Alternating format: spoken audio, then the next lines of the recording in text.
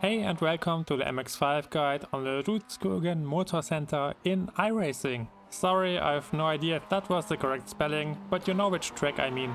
This is a very technically challenging track, and when you are struggling in a few turns, I would recommend you to use the auto blip assist for this week. It's not ideal, but it's better than skipping the whole week.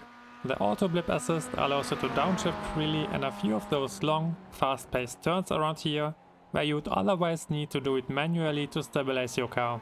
But when you don't know the mechanic, it's really tough to learn the track, and when you don't know the track, it's really difficult to learn the mechanic. So just turn the assist on when you are not safe and enjoy your races. As always, you can find the lap files on the community Discord, which you can use to practice against the lap I've shown you in this video, or ask for questions there if you need any help. You can also find me streaming on Twitch or book me for a coaching. All details are linked in the description down below.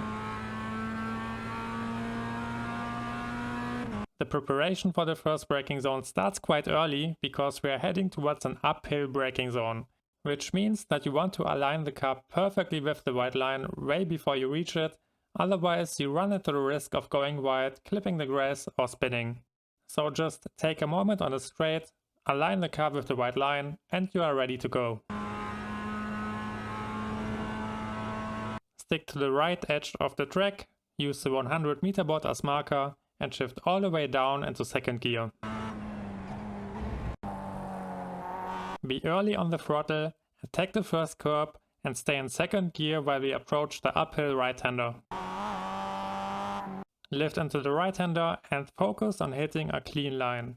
You can also cut into the inside here when it's needed, and as you can see I'm hovering my foot over my brakes just in case I need to adjust my speed. You don't want to attack, you don't need to push, all you want to focus on is hitting a clean entry. We got a clean entry and now we need to solve an awkward situation. We want to decelerate the car just a little bit more and get a little bit more turn in into it without disrupting it too much. The answer for it is the first gear, which also gives us more power while we are accelerating up the hill. But you can't downshift naturally. You need to force it with a manual blip, as you can see it on the bottom left. So just step on the throttle for a split second, shift down into first gear and then accelerate towards the exit.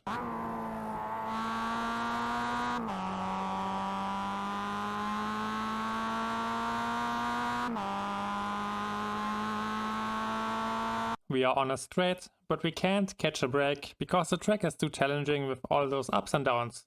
Use the time to align the car with the track limits and get ready for the next right-hander.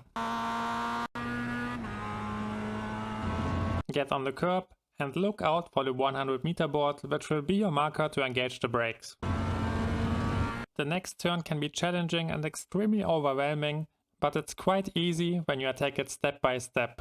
The first step is to slow down and decelerate the car to a speed at which we can take the turn safely. Look out for the 100 meter board and tap the brakes to roughly 30% to decelerate the car. Get over the curb to get a wide entry and focus exclusively on your brake input. You will quite often be at the edge of spinning around here, that's why it's important to stay calm, focus on your braking and slowly decelerate the car. Once we slowed the car down, we want to focus on the second step, which is turning in. Let go from the brakes and aim the car towards the inside curb. It's really important that you completely let go from the brakes because we're heading with a lot of speed into a downhill turn, which means that your rear will be always on the edge. You can make small adjustments, but a little bit too much pressure and your rear will immediately come around. So try to stay on the safe side and aim for a smooth line around the inside curb. Once we reach the curb, we want to get to the third step, which is braking. We want to brake again to decelerate the car for the next uphill right-hander. Touch the brakes with roughly 10 to 20% pressure when you reach the curb and slowly decelerate while you let the car swing to the left side of the track. We slowed down and made it through the first apex, but soon comes the point where we want to accelerate again, and that's why we need to adjust our gears to our current track speed. Use the short break between both turns to shift down twice and manually blip every time to make sure that the car remains stable. When you are using the auto blip assist, then you have one less thing to worry about here, because you can simply downshift twice and you are good to go. Congrats, you've mastered the most difficult part of this turn. Now you want to relax, coast and wait for the car to turn in. Slowly add throttle input as you get closer to the curb, accelerate up the hill and push the car to the right side of the track on the exit. You can use the racing line that's drawn on the track for orientation and drive on the right edge of it. Once you reach the curb on the right side, it's time to slowly turn in. Lift as you approach the turn to adjust your speed for the apex and aim for the curb. You want to fully attack it and use all available space. Attack the curb. As you can see, you can go really far to the left here, and the most important thing to keep in mind are your throttle inputs. You don't want to jump up and down with your throttle, you don't want to disrupt the car too much, you simply want to engage it once and maintain a steady pressure as you go up the hill and through the next turn. It will take some time to practice, but it's totally worth it, because when you can maintain your speed through the section, you can easily gain a tenth or more. As you can see, I'm maintaining the same pressure on the throttle, attack the curb again and get ready for the next braking zone. There's a short straight path now which we can use to slow down. Hit the brakes when you reach the right line and shift down into first gear. You might want to manually blip again, just to make sure that your car remains stable. Attack the entry curb, add some pressure on the throttle and lead the car on a steady line to the second apex of this turn. We are still not in a rush. You want to focus on a clean line and slowly lead the car back towards the inside of the turn. Slowly increase the pressure as you get closer to the curb, and finally go flat out when you know that you will hit the exit.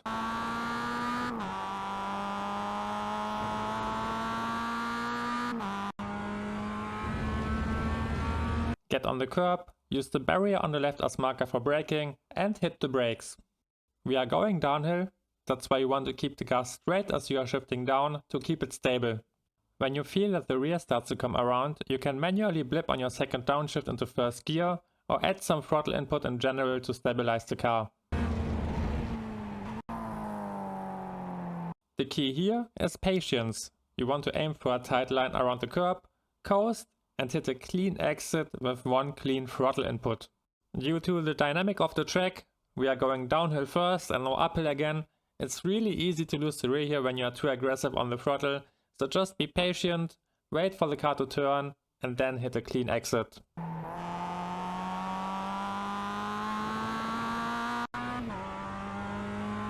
The next turn is tight, that's why we need to prepare our line again and drive to the edge of the track limits.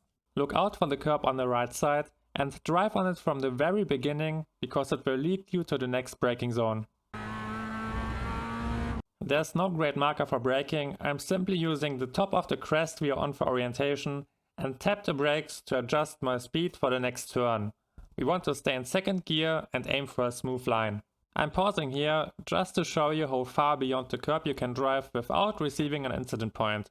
Practice this line in your practice sessions to make sure you can get the most out of the car in your races here. Attack the curb and be aggressive on the throttle. It's important that you attack the curb here and use all available track limits again, otherwise you will get a wide exit, which often leads to an incident point and ruins your lap. Get on the curb for the next entry and aim for the inside curb. Ideally you can take this turn flat out when you hit the perfect line, but it's really tough to nail it every time. So be prepared to lift on entry, just in case you need to make small adjustments.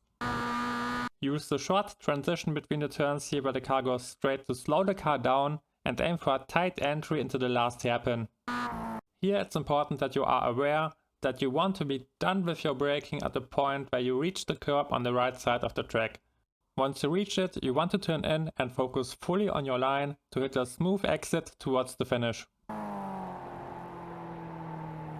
We want to aim for the same line like a few turns before, where we let the car swing towards the center of the track and then slowly add pressure on the throttle to lead it back towards the inside curb. Once you know you will make it, you want to go flat out and accelerate towards the line. That was the guide lap. The cockpit lap is coming up next. Don't forget to check out the description. Thank you for your support. I wish you all the best for the next week and see you next time.